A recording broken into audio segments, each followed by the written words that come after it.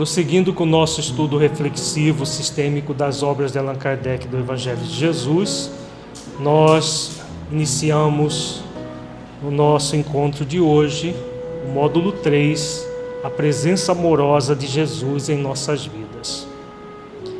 Vamos trabalhar na noite de hoje, Jesus e as leis divinas.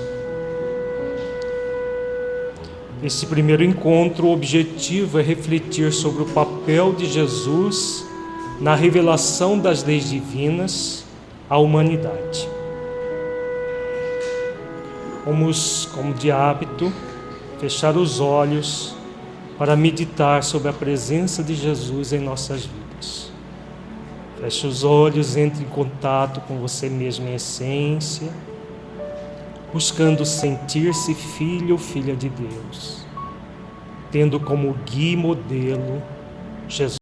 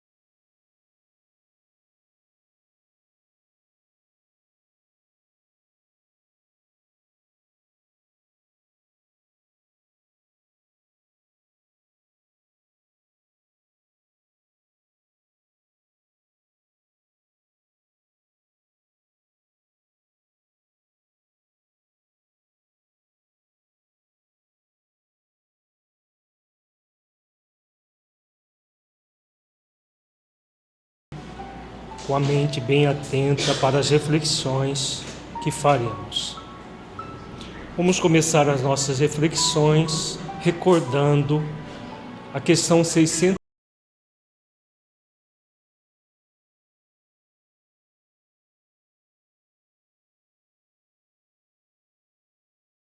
Resposta muito clara na consciência.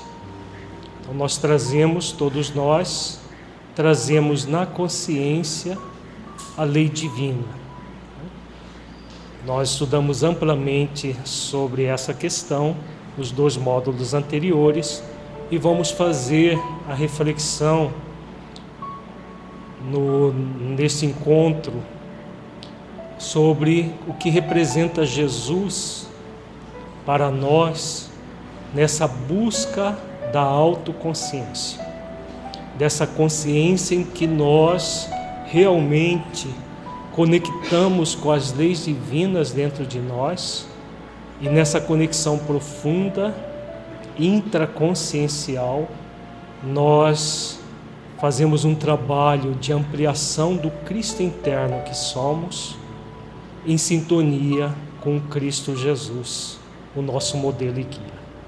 Na questão 621A, Kardec pergunta: visto que o homem traz em sua consciência a lei de Deus, que necessidade havia de lhe ser ela revelada? Uma pergunta muito inteligente, como é próprio de Kardec. Se os benfeitores colocaram que nós já trazemos em nossa consciência a lei de Deus, por que é necessário que que ela seja revelada, se ela já existe na nossa consciência? Vejamos a resposta. ele a esquecera e desprezara. Quis então Deus lhe fosse lembrado. Então a razão, se nós formos lá na resposta da questão 115 de O Livro dos Espíritos, que nós já estudamos várias vezes em outros encontros, no estudo reflexivo, quando fala quando os benfeitores dizem que nós somos criados simples e ignorantes e que nós temos uma missão que é o conhecimento da verdade para nos aproximarmos de Deus, eles dizem também que uns aceitam submissos, se submetem a essa missão de realmente entrar em contato com a própria consciência, com as leis divinas da consciência e trabalhando gradualmente para a superação da ignorância. Muitos fazem esse trabalho de aceitar submisso e a maioria, muitos, né, nós não podemos dizer que a maioria, mas muitos seguem outro caminho, que é da insubmissão, do murmúrio, de realmente tentar bloquear em si mesmo a consciência. E aí acontece isso, ao bloquearmos a consciência, fazermos essa tentativa, porque na verdade o espírito nunca vai conseguir bloquear totalmente a própria consciência, porque a consciência é o divino dentro de nós e não é possível bloquear totalmente o divino, mas é possível entorpecer. Então, nesse entorpecimento, nós esquecemos e principalmente desprezamos. Os indícios das leis divinas já estão dentro de nós, estão fora de nós, e nós desprezamos esses indícios todos pelo fato de entrarmos naquele processo que nós estudamos amplamente no módulo anterior, o significado das leis divinas em nossas vidas, esse movimento de insubmissão. Em vez de nos submetermos à missão de superação da ignorância, nós, por rebeldia, aprofundamos na ignorância. E aí que entra o papel de Jesus em nossas vidas, para, de uma forma muito viva, muito intensa, nos lembrar dessa missão divina que todos nós trazemos na própria consciência. Continuemos aqui. Na questão 622, Kardec pergunta: confiou Deus a certos homens a missão de revelarem a sua lei? Então, existem pessoas específicas que vêm para revelar essa lei que nós desprezamos, que nós muitas vezes bloqueamos dentro de nós mesmos? Indubitavelmente, em todos os tempos houve homens que tiveram essa missão. São espíritos superiores que encarnam com o fim de fazer progredir a humanidade.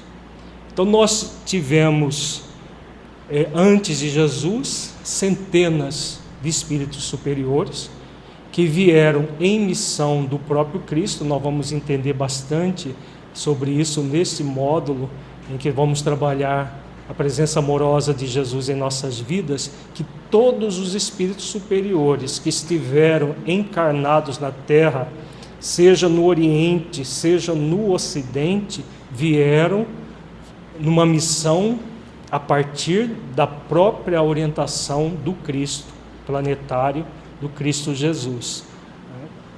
Todos, sem exceção: Buda, Lao Tse, Confúcio, Sócrates, Moisés, todos do Oriente e do Ocidente vieram com essa missão de auxiliar no progresso da humanidade.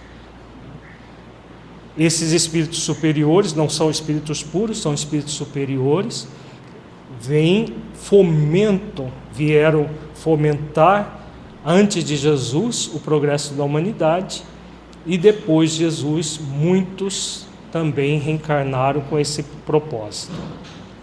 Na questão 624, Kardec pergunta: qual o caráter do verdadeiro profeta? Então são esses reveladores. Os reveladores das leis divinas, antigamente eram chamados de profetas, aqueles que tinham aqueles espíritos superiores que tinham essa missão de revelar as leis divinas. Depois do advento do Cristo, foram chamados de santos, né? Aqueles espíritos superiores que reencarnaram com o objetivo de trazer também a mensagem cristã, ou espíritos que não eram superiores, mas que fizeram um esforço gigantesco e transformaram as suas vidas em um processo de santificação, como o caso de Paulo de Tarso. Então, qual é o caráter do verdadeiro profeta? Vejamos a resposta. O verdadeiro profeta é um homem de bem, inspirado por Deus. Podeis reconhecê-lo pelas suas palavras e pelos seus atos. Impossível é que Deus se sirva da boca do mentiroso para ensinar a verdade. Então, a característica do verdadeiro profeta é exatamente essa.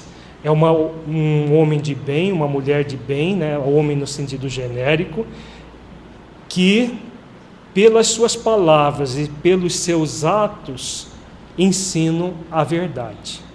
Não é possível um verdadeiro profeta ensinando algo mentiroso. Esse profeta pode ensinar uma verdade parcial. É natural que com o processo da humanidade ser um processo de evolução lenta e gradativa, os profetas que nós tivemos anteriores a Jesus, eles não ensinaram toda a verdade, porque não tinham como ensinar toda a verdade exatamente pelo nível evolutivo da humanidade, o próprio nível deles e da humanidade na época. É o caso de Moisés, que trouxe uma parte da verdade a partir principalmente dos 10 mandamentos e uma série de ações que eram mais uma lei civil transitória do que propriamente a verdade. Então, se nós formos lá no Velho Testamento, nós vamos ver uma série de ações dos chamados profetas, a começar do próprio Moisés, que são muito humanas, não são caracterizadas por essa verdade divina. São leis transitórias próprias para um povo inculto. Assim, no Oriente também nós tivemos esses profetas que trouxeram parte da verdade. Somente com Jesus é que nós tivemos acesso, a humanidade chegou no nível de maturidade para que houvesse a possibilidade de nós tomarmos contato com a verdade profunda e total. Assim mesmo, apesar da maturidade da humanidade, ainda uma maturidade parcial. Por isso que Jesus não colocou a verdade de uma forma direta, mas indireta, alegórica. Parábolas, comparações, metáforas que ele utilizou durante toda o seu messianato, colocando sim toda a verdade, mas de maneira simbólica. E nós vamos estudar também um dos encontros que nós vamos trabalhar a questão do Consolador, que é a doutrina espírita que vem aí sim trazer toda a verdade sem alegorias, sem nenhuma nada que faça com que nós aleguemos que somos ignorantes das leis divinas.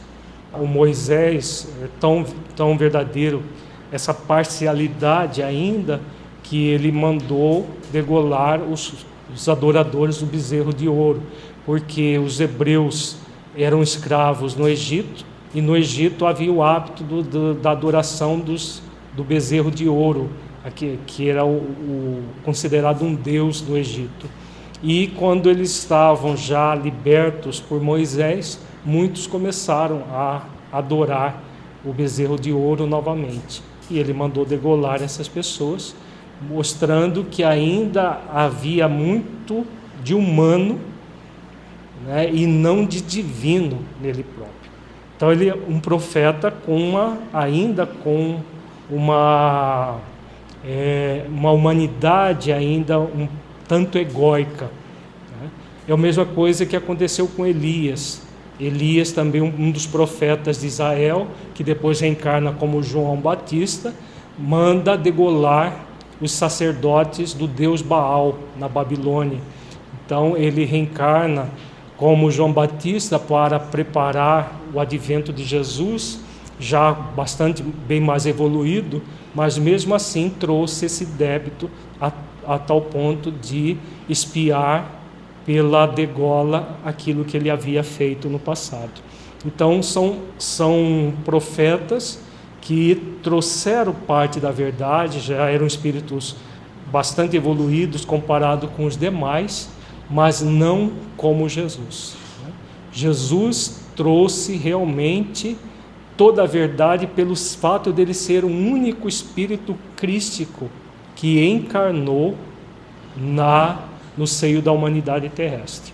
Não se tem notícia de outro espírito crístico que tenha encarnado entre nós, só Jesus. É o que vai nos dizer a questão 625. Qual o tipo mais perfeito que Deus tem oferecido ao homem para lhe servir de guia e modelo? Então a resposta muito clara: Jesus. Então Jesus é o tipo mais perfeito que nós temos na humanidade inteira para nos servir de guia e modelo. Vejamos um comentário de Allan Kardec, muito claro também sobre essa questão. Para o homem, Jesus constitui o tipo da perfeição moral a que a humanidade pode aspirar na Terra. Deus nolo oferece como o mais perfeito modelo, e a doutrina que ensinou é a expressão mais pura da lei do Senhor. Porque sendo ele o mais puro de quantos têm aparecido na Terra, o Espírito Divino o animava. Então, aquilo que nós acabamos de falar. Jesus é o único Espírito puro que consta na história da humanidade que tem encarnado entre nós, com o objetivo de realmente trazer toda a verdade. As palavras de Jesus são consideradas palavras de vida eterna, exatamente por ele ter trazido toda a verdade, alegórica, simbólica. Nós vamos ver vários versículos neste módulo, vários versículos do Evangelho de João que mostram toda a verdade de uma forma muito objetiva, mas alegórica, e que com o avanço da própria humanidade, com o avanço das ciências, hoje nós temos a psicologia transpessoal, com uma visão consciencial da vida, nos facilita muito o entendimento dessas verdades que Jesus nos trouxe, os símbolos que estão por trás disso tudo. Essa psicologia tem sido desenvolvida no mundo espiritual de uma forma bastante intensa e coube à mentora Joana de Ângeles trazê-la para a Terra de uma forma mais direta nas suas obras, e o nosso mentor Honório do Projeto Espiritizar vem dando continuidade a esse trabalho da mentora Joana de Ângeles também. Quanto aos que, pretendendo instruir o homem na lei de Deus, o têm transviado, ensinando-lhes falsos princípios, Isso aconteceu por haverem deixado que os dominassem sentimentos demasiado terrenos e por terem confundido as leis que regulam as condições da vida da alma com as que regem a vida do corpo. Muitos hão apresentado como leis divinas simples leis humanas, estatuídas para servir às paixões e dominar os homens. É o que aconteceu com Moisés. Ele colocou como divino algo que era puramente humano. E as pessoas até hoje, não entendendo essa realidade, cultuam muitas vezes as orientações de Moisés, mesmo em muitas religiões cristãs hoje, elas são muito mais focadas no Velho Testamento do que no Novo Testamento, se nós formos refletir mais profundamente. E nessa visão mais humana que foi colocada como sendo divino. Até a proibição de comunicação com os chamados mortos, a comunicação com os desencarnados pela mediunidade, Moisés proibiu. Mas por que ele proibiu? Primeiro, porque ela existia, e muitos falam que não existe, não é possível. Segundo, além de existir, havia todo um abuso da comunicabilidade com os espíritos, que eram utilizados praticamente como se fossem espíritos que estivessem sob o comando dos encarnados, para orientar-lhes em tudo o que eles precisavam fazer na vida. Então, como havia esse abuso, ele proibiu. E muitas religiões que se dizem cristãs até hoje abominam a comunicabilidade com os espíritos, exatamente porque a Moisés proibiu e colocou isso como sendo algo divino e não algo humano para aquele povo inculto que estava, que tinha essa necessidade transitória de essa proibição. Tanto não é divino que ele próprio se comunicou com Jesus no Monte Tabor, quando ele vem juntamente com Elias e se comunica com o Mestre diretamente, tendo Pedro e João como testemunhas desse fato. Se fosse algo divino, eles estariam cometendo um sacrilégio. Imagina Jesus, Moisés e Elias cometendo um ato contrário à lei divina. Inimaginável isso. Então, é o que Kardec coloca. Colocaram esses profetas parciais, colocaram muita coisa que era puramente humana como sendo divina. O único que realmente colocou toda a verdade divina foi Jesus. O que pode parecer estranho no Evangelho são interpolações posteriores ao Cristo, à vinda do Cristo, que aconteceram. Joana de Ângeles coloca isso claramente naquele livro Jesus e o Evangelho à luz da psicologia profunda, que houve muitas interpolações no Evangelho. Então, aquilo que destoa das leis divinas no Evangelho de Jesus, ou é a alegoria que nós não entendemos, porque muita coisa nós não entendemos, ou é interpolação de fatos que não foram Jesus que pronunciou. No item 112, Kardec aborda a questão dos espíritos puros. Como Jesus é o único espírito puro que esteve encarnado entre nós, quais são os caracteres desses espíritos?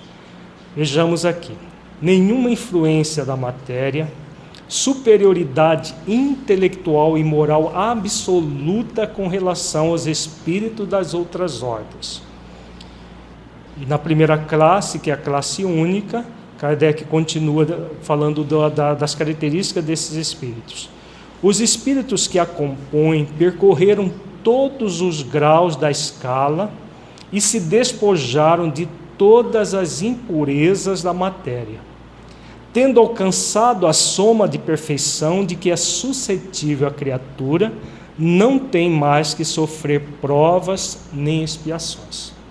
Então vejamos aqui a clareza com que eles descrevem, que Kardec descreve, a característica do espírito puro: superioridade intelectual e moral absoluta sobre os espíritos das outras ordens. E também uma coisa que é muito importante, que no processo que a humanidade tem feito de mitificar Jesus, muita gente crê que Jesus já foi criado puro, do jeito como ele é. Inclusive, no movimento espírita tem pessoas que acreditam nessa falácia. E a colocação aqui de Kardec é muito clara: os espíritos que a compõem percorreram todos os graus da escala e se despojaram de todas as impurezas da matéria, reafirmando aquela questão todos os espíritos serem criados simples e ignorantes, que vai ser colocada logo em seguida na questão 115. Todos foram criados simples e ignorantes e todos têm a missão de superar totalmente essa ignorância para se aproximar de Deus. Então Jesus, como todos fez isso. Qual é a diferença de Jesus para nós? Nós vamos ver claramente no Evangelho de João, a partir do próximo encontro, que nós vamos adentrar mais profundamente no Evangelho de João. Qual é a diferença dele para nós? Que ele é muito mais velho do que nós. Então nós podemos dizer que Jesus é o nosso irmão mais velho, muito, muito mais velho. O próprio João Batista diz que quando Jesus já existia quando ele foi criado. Então, se João Batista, dos nascidos de mulher, ele era o maior, significando que era o espírito mais evoluído da terra, e ele diz que Jesus, ele já era um espírito puro quando ele próprio foi criado. Então significa o quê? Que Jesus é muito mais velho que nós, muito mais, criado muito mais anteriormente, e aí sim, ele alcançou o grau de pureza no processo natural da vida, como todos vamos alcançar, e a partir dessa condição de espírito puro, ele recebe a humanidade inteira, esta humanidade que nós fazemos parte, para tomar conta. Isso vai ficar muito claro quando nós estudarmos o Evangelho de João. Esse comentário das duas questões: a influência da matéria e as impurezas da matéria. A impureza faz parte do processo de evolução do espírito. Quando na questão 115 diz que todos os espíritos foram criados simples e ignorantes, e cada um tem uma missão de conhecer a verdade para se aproximar de Deus, então de onde vem a impureza? A impureza vem exatamente da ignorância que nos caracteriza no início do nosso processo evolutivo. Então nós somos criados simples e ignorantes, e essa materialidade traz a própria impureza, porque a evolução no Livro dos Espíritos também coloca muito claro, não começa no reino nominal, ele começa no mineral, passa pelo vegetal, pelo animal, até chegar no ser humano. Isso nós vimos no primeiro módulo do nosso estudo reflexivo, quando nós trabalhamos a questão da individuação do ser.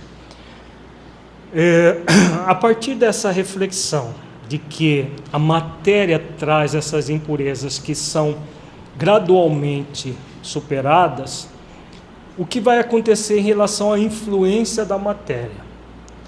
O que gera a influência? O que vai gerar a própria influência, gente? as próprias imperfeições, as próprias impurezas da matéria geram a influência sobre o espírito. As impurezas da matéria, no caso, elas, do ponto de vista psicológico, o que elas geram? O que é essa impureza da matéria do ponto de vista psicológico? São sujidades que temos no perispírito? São os bloqueios de onde, que vem de onde? Do ego, né? Do nosso ego. O ego é a ignorância ainda não superada. Então, esses sentimentos egóicos geram as impurezas em nós, que são bloqueios energéticos que ficam no nível do perispírito.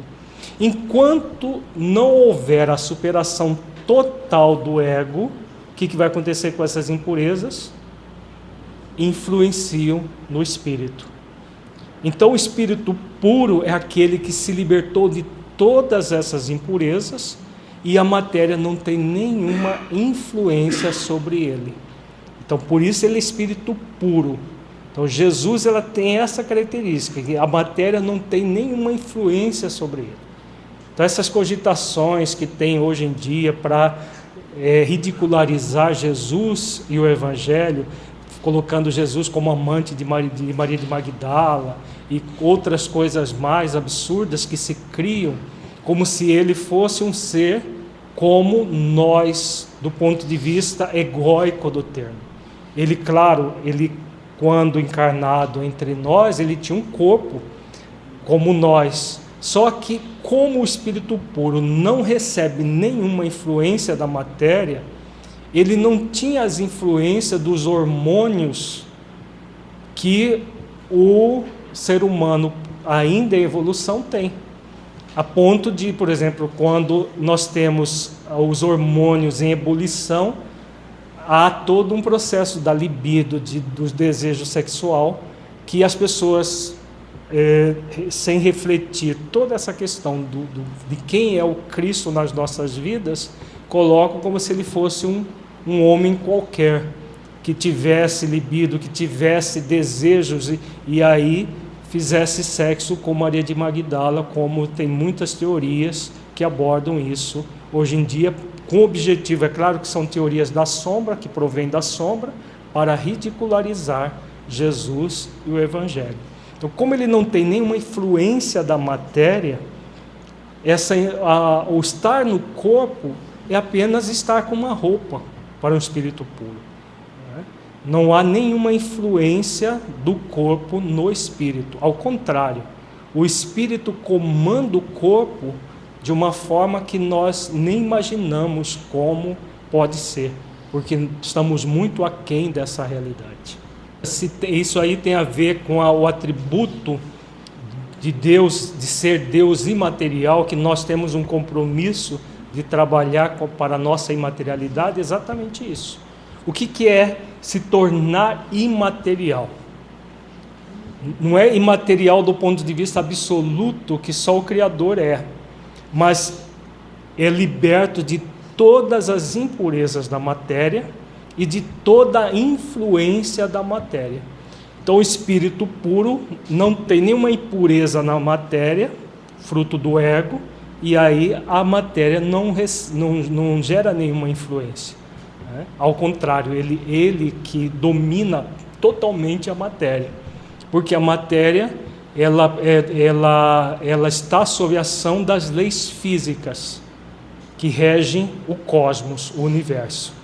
O espírito puro, que ele alcança uma condição em que ele próprio domina as leis da matéria. As próprias leis divinas ele tem pleno domínio. Então ele movimenta essas leis ao seu bel prazer.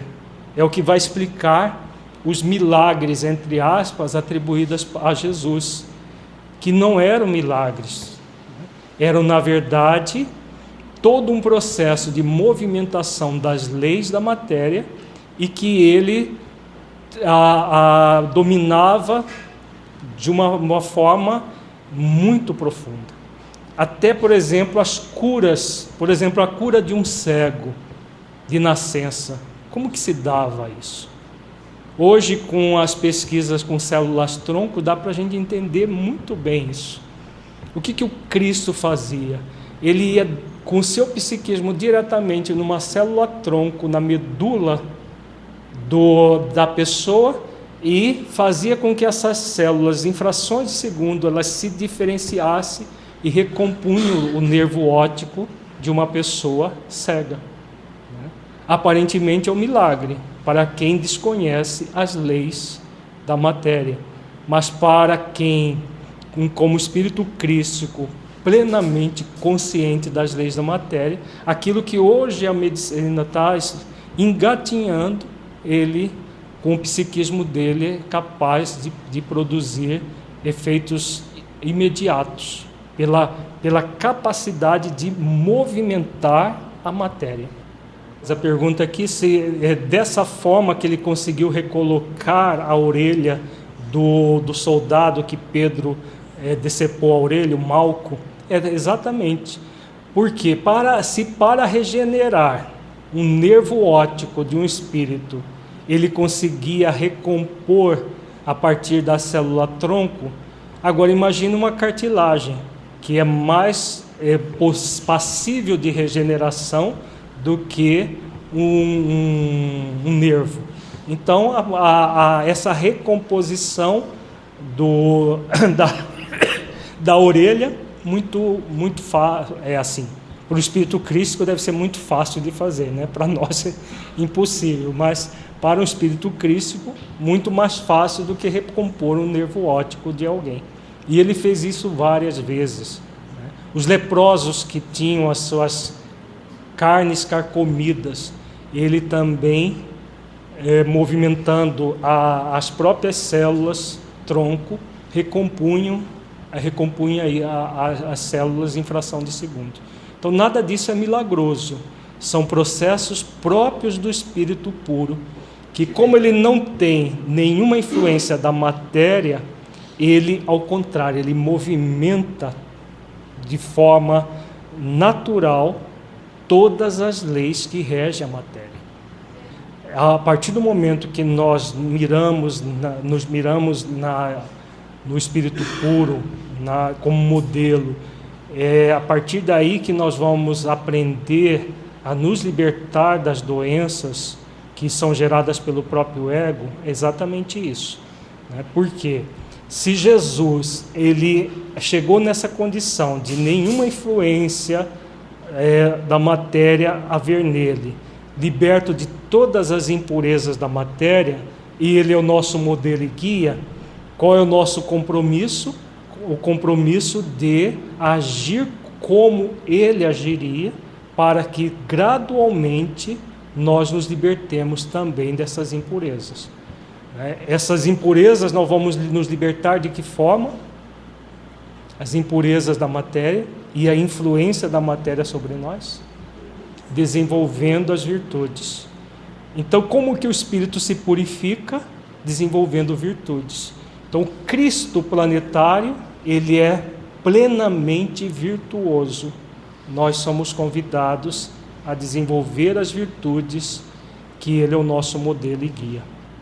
A pergunta de que no movimento espírita tem uma corrente que diz que pelo fato de Jesus não ter nenhuma influência da matéria, ele teria tido uma vida aparente, que ele era aparentemente amamentado, que ele comia de forma aparente.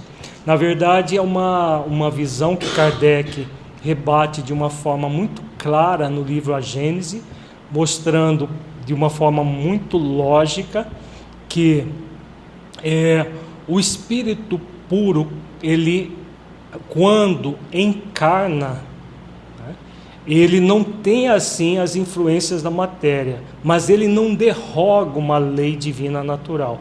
Então essa visão é a visão de que Jesus seria um agênere e não que ele tivesse encarnado entre nós. O agênere seria uma aparição tangível. Ele teve apenas uma aparência de gestação, uma aparência, tudo seria aparente. E Kardec coloca de uma forma na questão moral, que seria indigno do Cristo planetário, desse espírito, fazer tudo na aparência. Tudo que ele fez seria fingimento e não algo realmente vivido. Inclusive a própria paixão na cruz, tudo seria simulado, porque ele não teve dor nenhuma, ele foi, o sangue que saía era tudo forjado, então tudo na sua vida seria artificial e forjado. Então Kardec coloca em A Gênese que isso seria indigno de qualquer, até de um espírito superior, imagina de um espírito crístico. Então, se nós formos refletir de uma forma bem madura, o espírito crístico, ele jamais vai derrogar uma lei divina natural. Como que ele iria encarnar entre nós já derrogando uma lei divina natural, que é a lei biológica da própria encarnação ou reencarnação? Jesus não reencarnou na Terra, ele encarnou, porque é o único espírito que não reencarnou, porque não passou mais do que uma vez aqui, apenas uma. Então, ao encarnar, ele se submete às leis biológicas, como o próprio Kardec, em O Livro dos Médiuns, diz, como um nobre que, tirando a roupa de nobre, veste um traje de plebeu e não deixa de ser nobre. Quando Kardec fala de reencarnações de espíritos puros no Livro dos Médiuns, ele diz isso. E é muito lógica, né? O espírito puro não deixa de ser puro simplesmente porque está num corpo. Essa visão dogmática do que existe em parte do movimento espírita é uma visão de que a matéria é pútrida, que o sexo é pecaminoso, é uma visão um pouco católica, né? Um pouco dogmática da vida. Então, não corresponde à realidade que a doutrina espírita nos coloca. Então, jamais um espírito puro vai reencarnar derrogando leis naturais e vai viver uma vida toda derrogando as leis naturais, os anjos transformando o leite em sangue para que a própria mãe não percebesse, né? Isso tudo é colocado por essa corrente que nós não vamos adentrar nessa questão, mas só refletindo que jamais as leis divinas vão ser derrogadas, né? Elas todas vão ser cumpridas. Como que o espírito puro pode ser exemplo se ele praticasse uma derrogação de uma lei divina natural? Se ele é próprio exemplo de cumprimento, de amor e de cumprimento das leis divinas naturais. Então é isso que Jesus é para nós, aquele que cumpre todas as leis, sejam as leis físicas, sejam as leis morais. E ele é o nosso modelo e guia exatamente por isso, por cumprir todas as leis, né? Por movimentar em si mesmo todas as leis. Então o que tinha dele de especial não era o corpo, era a capacidade de movimentar as leis divinas naturais ao seu bel prazer, no sentido de que ele estava sempre em sintonia com Deus, cumprindo as leis divinas naturais. Essa que era a diferença do espírito puro encarnado de um espírito qualquer. Mesmo o espírito superior, ele não tem essa capacidade, já o espírito crístico tem, tá?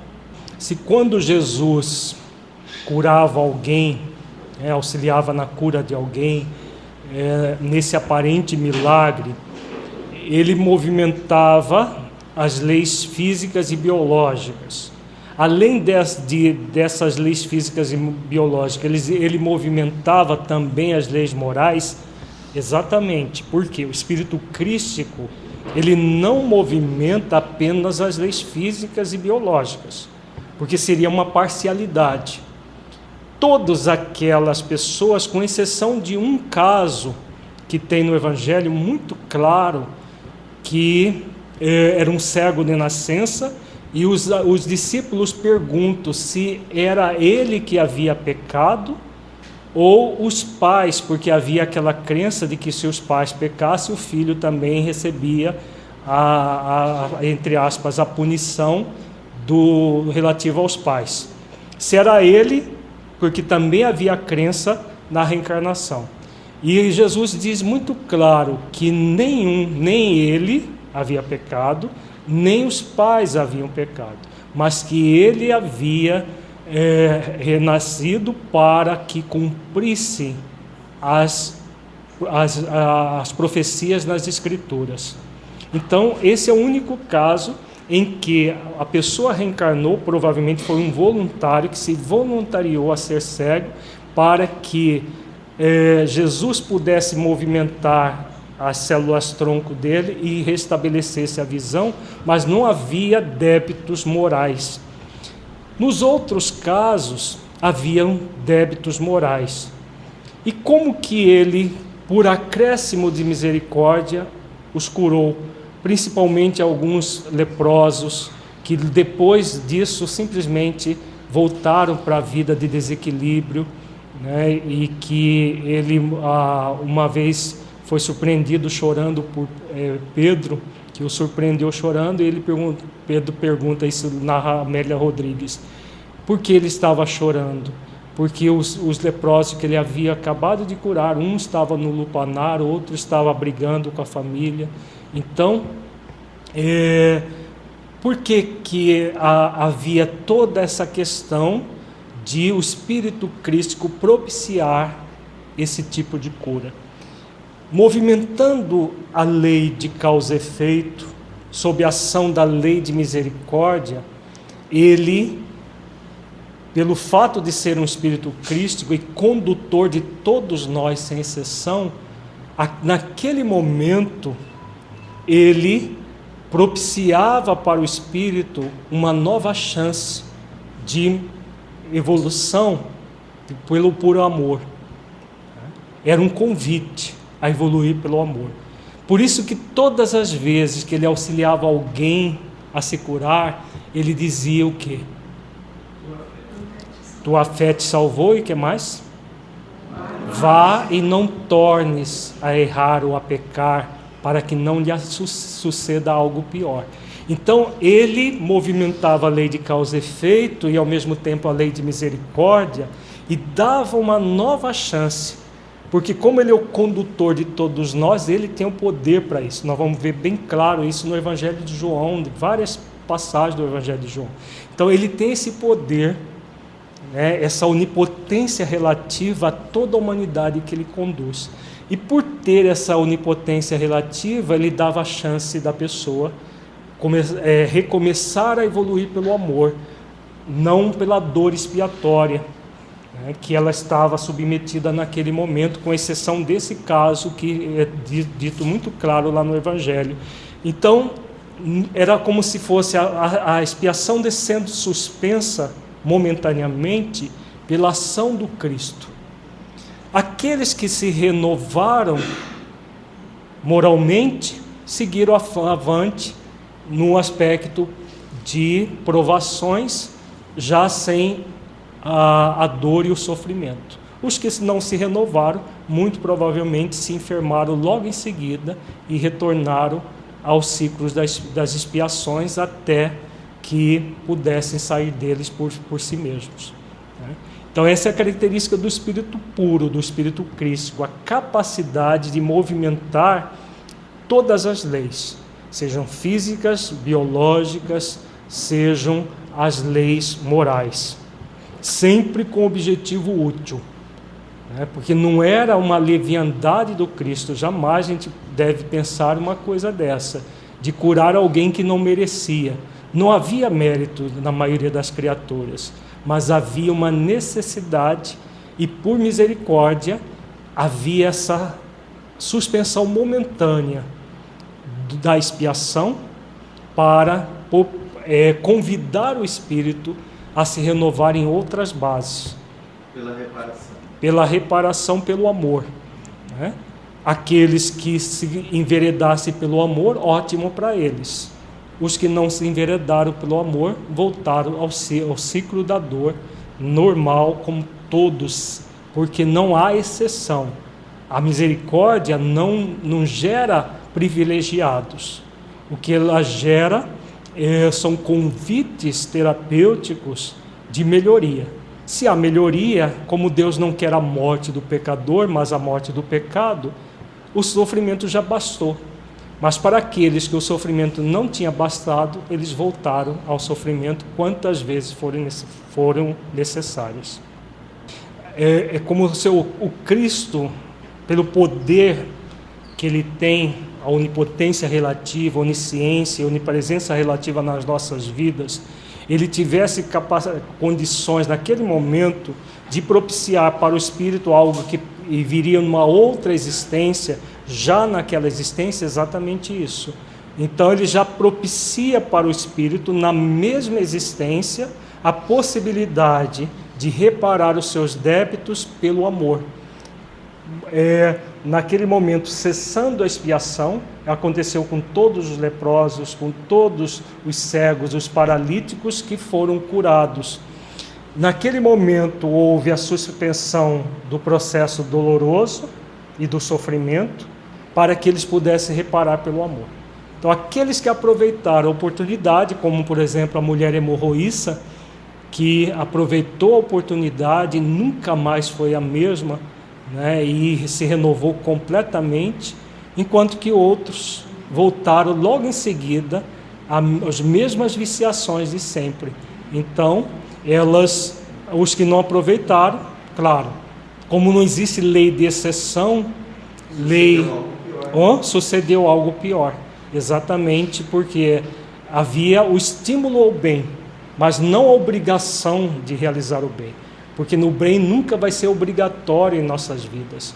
Ele vai ser sempre uma conquista do espírito autoconsciente. Ele autoconsciente, ele vai na direção do bem. Então nessa conquista, aí sim ele se renova. Mas havia o convite. E era o convite do Cristo planetário, do nosso modelo e guia e desse condutor das nossas vidas. Então não era um convite qualquer. O bem é uma decisão de vida, é exatamente isso. Quando Cristo ele nos convida, seja naquela época histórica, seja até hoje, ao bem, ele está nos convidando a esse processo de renovação. Nós vamos aceitar ou não, pelo uso adequado do nosso livre-arbítrio ou inadequado. Se usarmos bem o livre-arbítrio, vamos aceitar o convite de bom grado e vamos seguir avante. Se não usarmos bem, vamos ainda passar por situações de sofrimento, de muito pranto e ranger de dentes, na linguagem dele próprio, para que nós possamos aprender com os prantos e o ranger de dentes aquilo que deveríamos aprender pelo amor. Não estando mais sujeitos à reencarnação em corpos perecíveis, realizam a vida eterna no seio de Deus. Gozam de inalterável felicidade, porque não se acham submetidos às necessidades nem às vicissitudes da vida material. Essa felicidade, porém, não é ociosidade monótona, a transcorrer em perpétua contemplação. Eles são os mensageiros e os ministros de Deus, cujas ordens executam para a manutenção da harmonia universal. Então esse que é um espírito crístico, Aquele que alcançou essa pureza e se torna um mensageiro e um ministro de Deus, diretamente. Por isso que nós vamos entender quando ele falou, eu e o Pai somos um. Todos os espíritos crísticos têm essa condição, de ser uno com o Criador, na condição de ser um mensageiro e um ministro de Deus. Comando a todos os espíritos que lhes são inferiores, auxiliam-nos na obra de seu aperfeiçoamento e lhes designam as suas missões. Assistir os homens nas suas aflições, concitá-los ao bem ou à expiação das faltas que os conservem distanciados da suprema felicidade, constitui para eles ocupação gratíssima, são designados às vezes pelos nomes de anjos, arcanjos ou serafins, ou espíritos crísticos também, como o caso de Jesus. Então, o compromisso deles que eles têm é de auxiliar a todos aqueles que estão numa condição ainda inferior a eles próprios. Ele conduz humanidades inteiras, como é o caso do Cristo cósmico. A diferença entre Estevão e Jesus, o Estevão nós podemos dizer que ele é um espírito superior. Ele não é um espírito puro, é um espírito superior, é um espírito que já tem uma evolução bastante acentuada, mas ainda está submetido às provas, não mais às expiações, mas ainda necessita de provar para superar determinadas impurezas e influência da matéria sobre ele. Tá? O espírito puro ele só encarna em missão. O espírito superior ainda vai reencarnar, não pode ser em missão, mas em processo de missão e evolução. Eles ainda necessitam evoluir para chegar na condição de espírito puro. Então, Estevão não é um espírito crístico. O único que já passou pela face da terra encarnado entre nós é Jesus. Claro que deve existir outros espíritos crísticos que assessoram Jesus no seu ministério, mas esses não encarnaram na terra. Na questão 626, Kardec pergunta: só por Jesus foram reveladas as leis divinas e naturais? Antes do seu aparecimento, o conhecimento dessas leis só por intuição os homens o tiveram? Então a pergunta é muito clara: só Jesus que realmente revelou essas leis ou não? Já não dissemos que elas estão escritas por toda parte? Desde os séculos mais longínquos, todos os que meditaram sobre a sabedoria hão podido compreendê-las e ensiná-las. Pelos ensinos, mesmo incompletos, que espalharam, prepararam o terreno para receber a semente. Estando as leis divinas escritas no livro da natureza, possível foi ao homem conhecê-las, logo que as quis procurar. Por isso é que os preceitos que consagram foram, desde todos os tempos, proclamados pelos homens de bem, e também por isso é que elementos delas se encontram, se bem que incompletos ou adulterados pela ignorância, na doutrina moral de todos os povos saídos da barbárie. Então, aquilo que nós já comentamos, as leis foram ensinadas parcialmente, antes de Jesus, depois dele.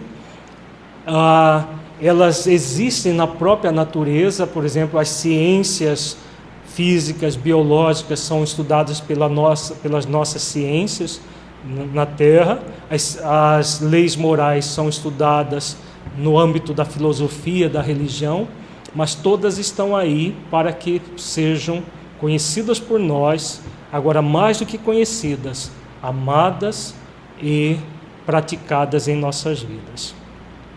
A questão 627. Uma vez que Jesus ensinou as verdadeiras leis de Deus, qual a utilidade do ensino que os Espíritos dão? Terão que nos ensinar mais alguma coisa? Então, muito clara também as perguntas que Kardec faz aqui, né? Se Jesus já ensinou tudo, né, qual é a utilidade do ensino que os Espíritos vêm nos dando, principalmente depois do advento da doutrina espírita e no século XIX? Vejamos a resposta. Jesus empregava a miúde na sua linguagem alegorias e parábolas, porque falava de conformidade com os tempos e os lugares. Faz-se mistério agora que a verdade se torne inteligível para todo o mundo.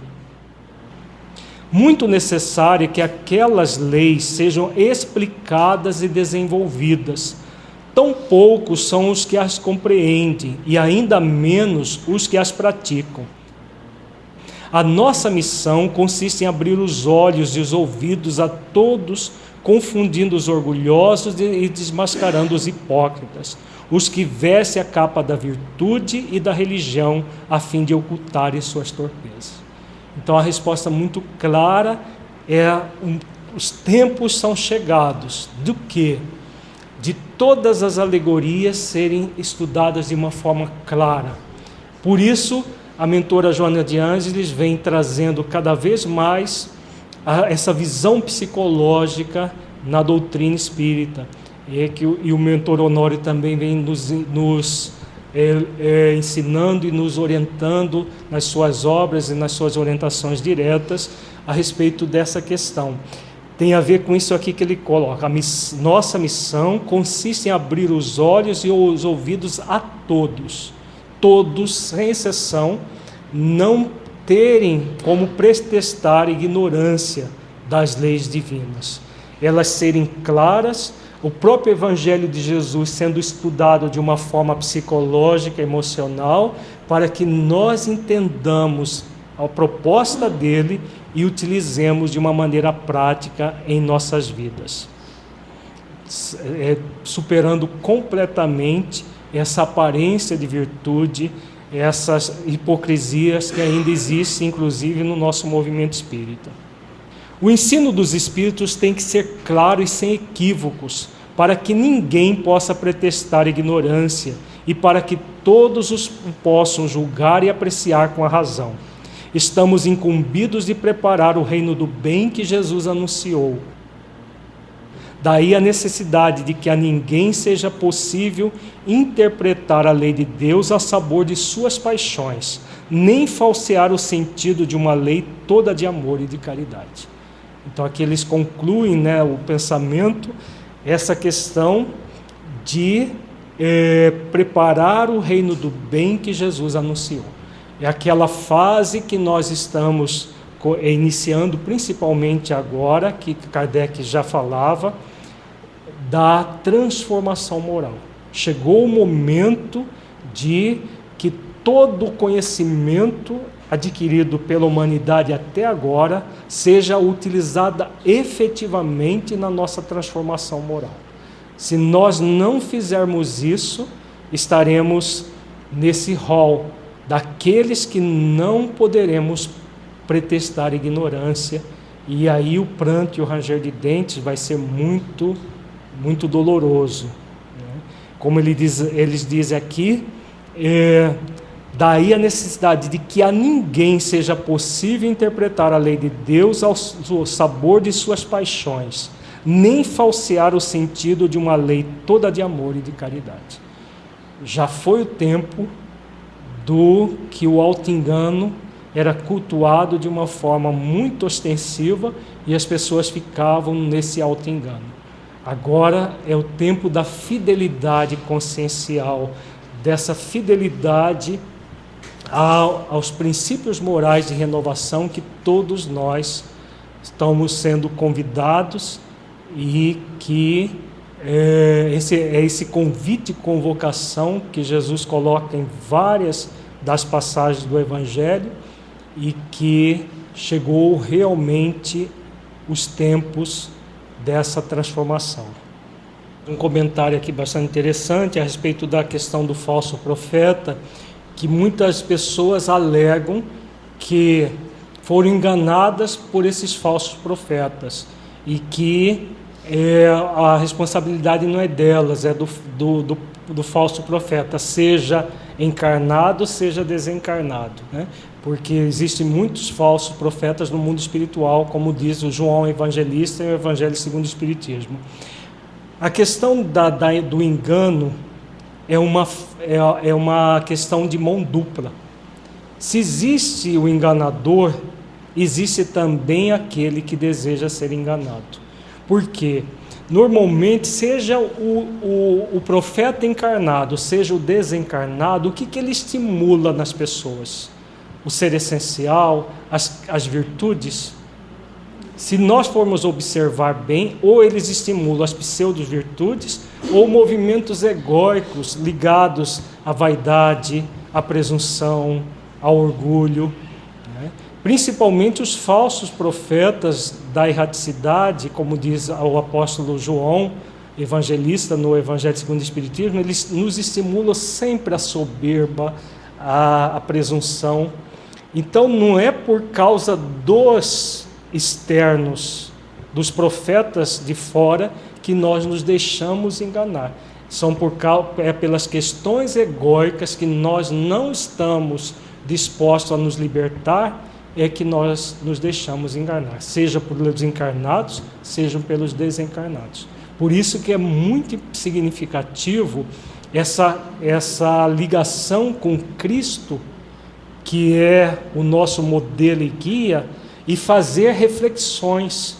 Jesus agiria dessa forma, né, para que nós possamos ver o que é um verdadeiro profeta. Nós acabamos de ver a pergunta. Qual é a característica do verdadeiro profeta? Então, Jesus agiria dessa forma, seja um encarnado, seja um desencarnado. Se nós chegarmos à conclusão que Jesus não agiria dessa forma, que nós estamos diante de um falso profeta, seja encarnado, seja desencarnado.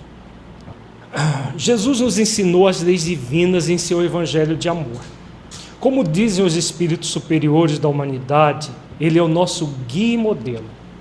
Nós vamos agora aprofundar o significado desse preceito. Vejamos aqui.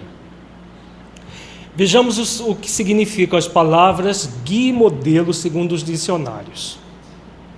Guia é aquele ou aquilo que serve de diretriz, de modelo, que inspira uma pessoa. Então, o verdadeiro guia é aquele que inspira uma pessoa ao bem, ao bom, ao belo, ao amor, que é o caso de Jesus na nossa vida. Modelo, pessoa ou ato que por sua importância ou perfeição é digno de servir de exemplo. Exemplo dado por uma pessoa ou coisa que possui determinadas características em mais alto grau. Então nós podemos dizer que Jesus é o Espírito que tem maior grau na Terra de todas as virtudes que nos conduz a Deus, né? Que nos conduz a essa perfeição relativa. Então é a pessoa cuja importância ou perfeição é digna de servir de exemplo. Ele é o nosso grande exemplo de desenvolvimento de virtudes. É isso que Jesus representa nas nossas vidas. Jesus é, portanto, o ser mais puro que temos como modelo, um exemplo realmente digno de ser modelado. Agora vejamos o significado do verbo modelar. Estabelecer como orientação ou exemplo para algo si próprio, moldar-se, regular-se. Então, quando nós somos convidados a modelar Jesus, é trazer os seus ensinamentos, as suas orientações para dentro das nossas vidas, para que, inspirado na sua conduta, nós possamos nos moldar da forma como ele agiria. Esse é o nosso grande objetivo. Hoje em dia, muitas pessoas que se dizem cristãs fazem uma imitação burlesca de Jesus, mas são poucos os cristãos que verdadeiramente o modelam.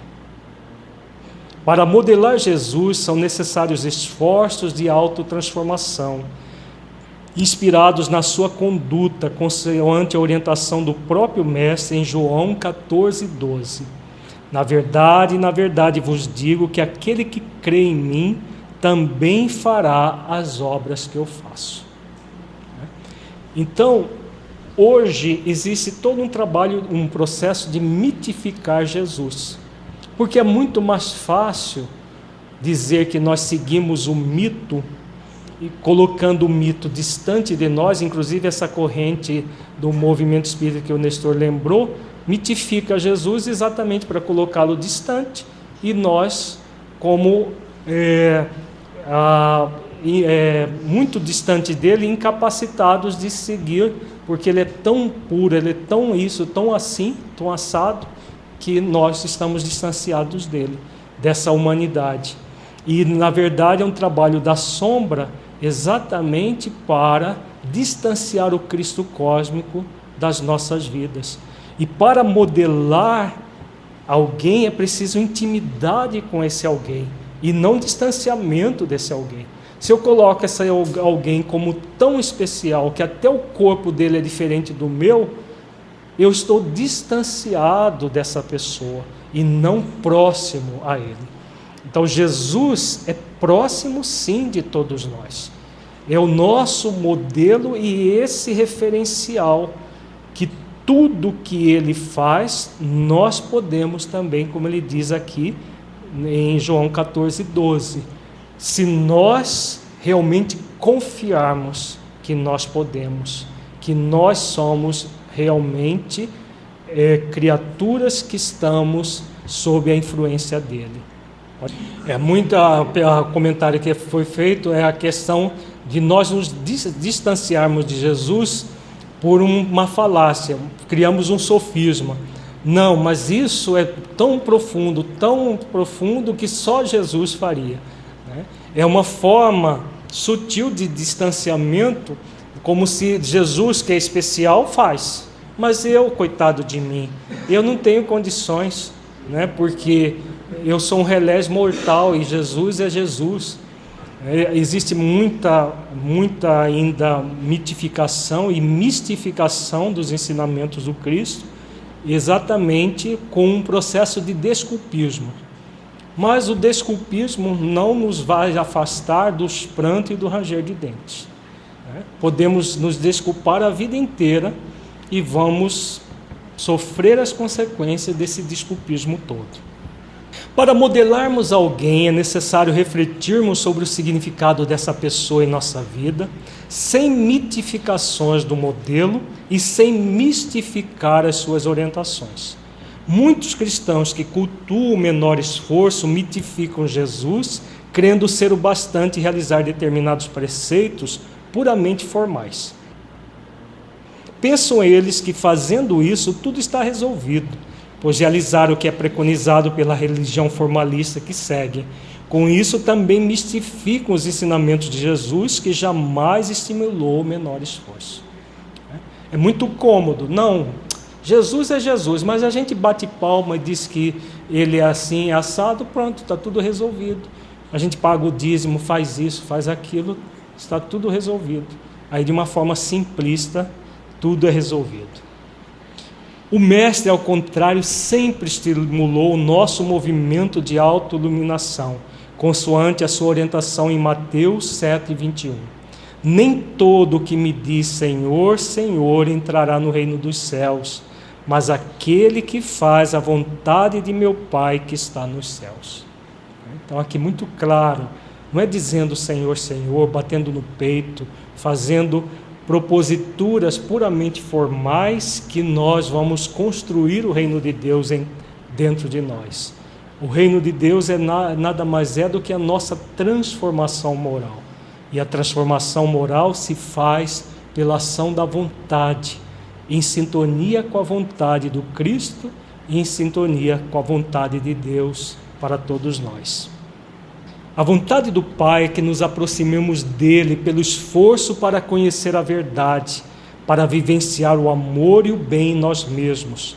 Jesus é a nossa grande referência, como ensina em João 14:6. Disse-lhe Jesus: eu sou o caminho e a verdade e a vida.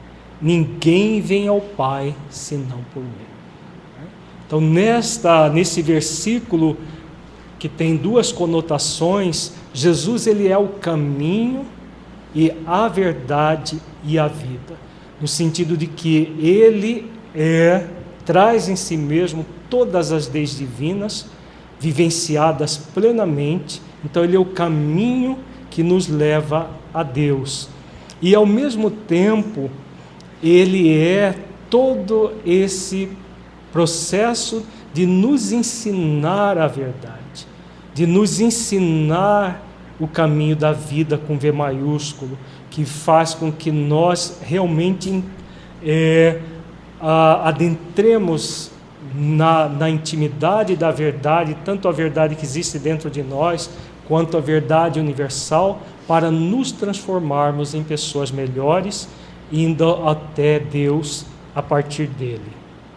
Para que possamos transformar Jesus em nosso caminho da verdade e da vida, é necessário estudar os textos evangélicos, trazendo-os para a nossa intimidade, raciocinando e refletindo sobre o significado dos ensinamentos do Mestre em nossa vida.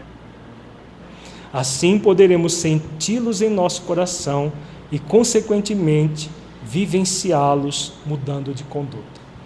Esse é o nosso grande compromisso. Modelar Jesus significa disposição para desenvolver as virtudes cristãs, amando e cumprindo as leis divinas presentes em nossa consciência, aproximando-nos de Deus pela vivência dos seus atributos. Então, tudo aquilo que nós vimos nos 2 módulos anteriores, nós vamos, nesse módulo, nos próximos encontros, fazer uma síntese para que nós realmente utilizemos Jesus como o caminho, a verdade e a vida para nos conduzir a Deus, desenvolvendo esses atributos, os atributos divinos em nossas vidas. A partir do próximo encontro, nós vamos aprofundar em algumas questões do Evangelho de João que aborda uma série de questões cósmicas da presença de Jesus em nossas vidas, o significado realmente de quem é esse Espírito em nossas vidas. João, de uma maneira muito intimista, que só o discípulo amado poderia desenvolver, ele nos coloca a Jesus de uma forma que nenhum dos outros 3 evangelistas coloca.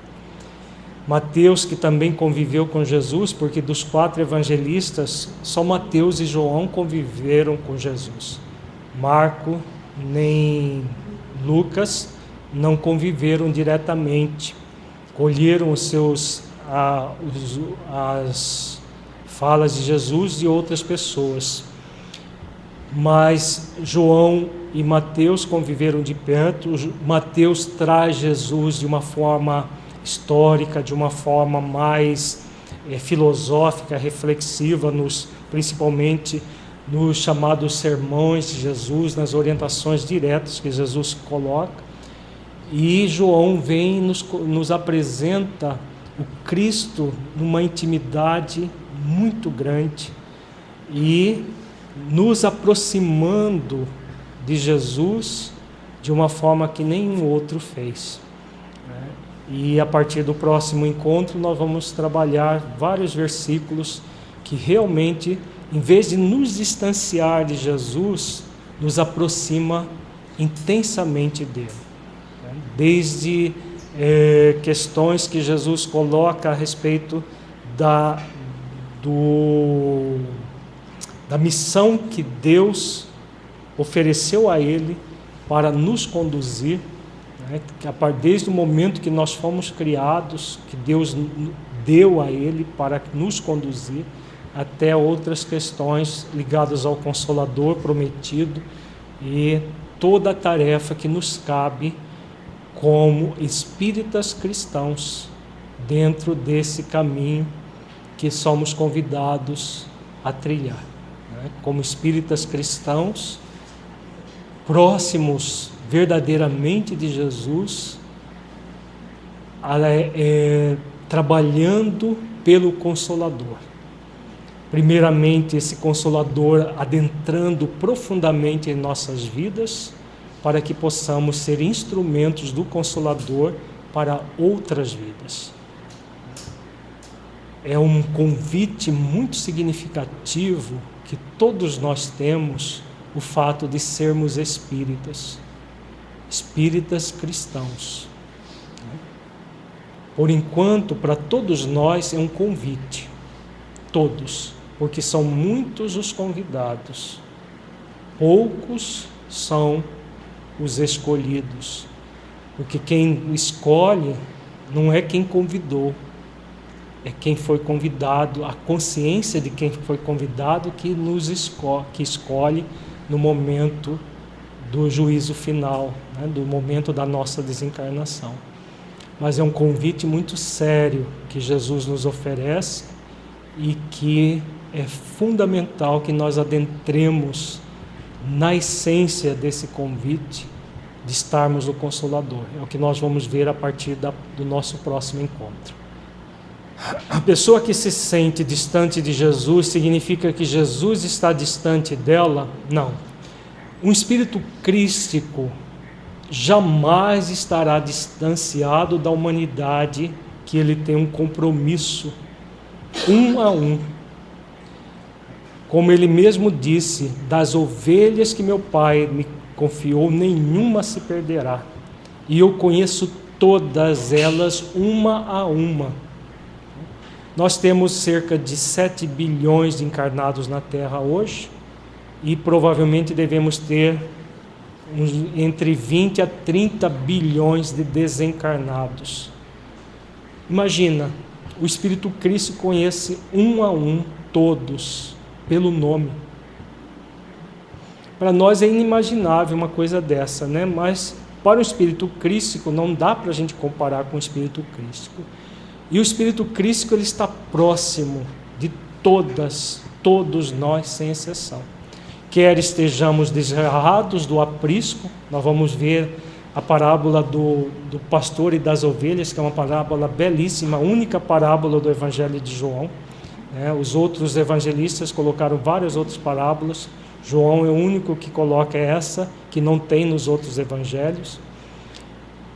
Vamos ver que a ovelha pode se afastar do aprisco, mas o pastor ele vai estar sempre observando a ovelha.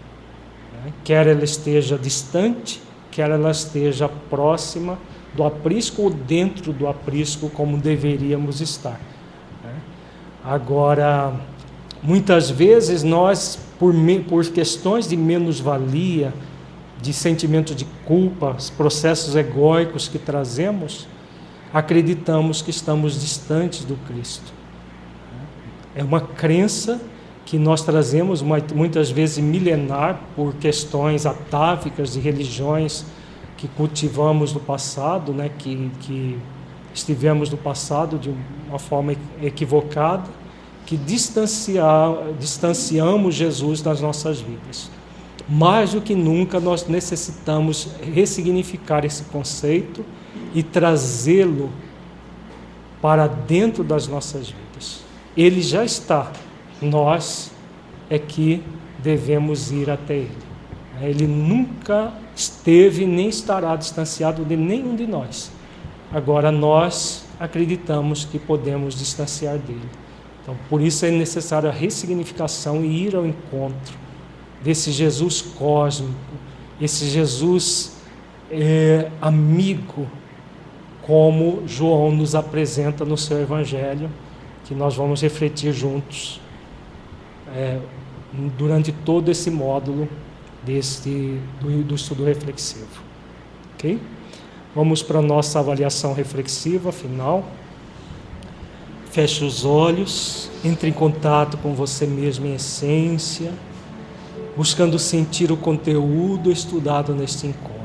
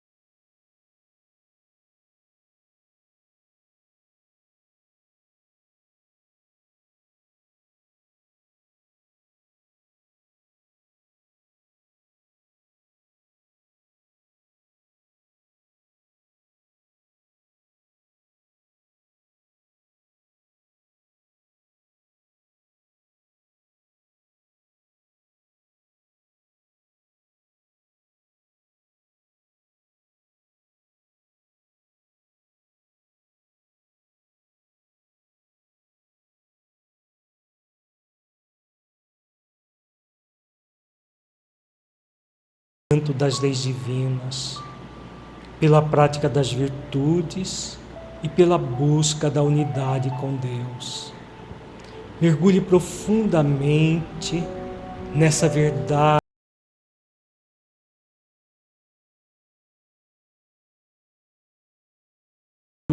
essenciais da vida ao longo do tempo.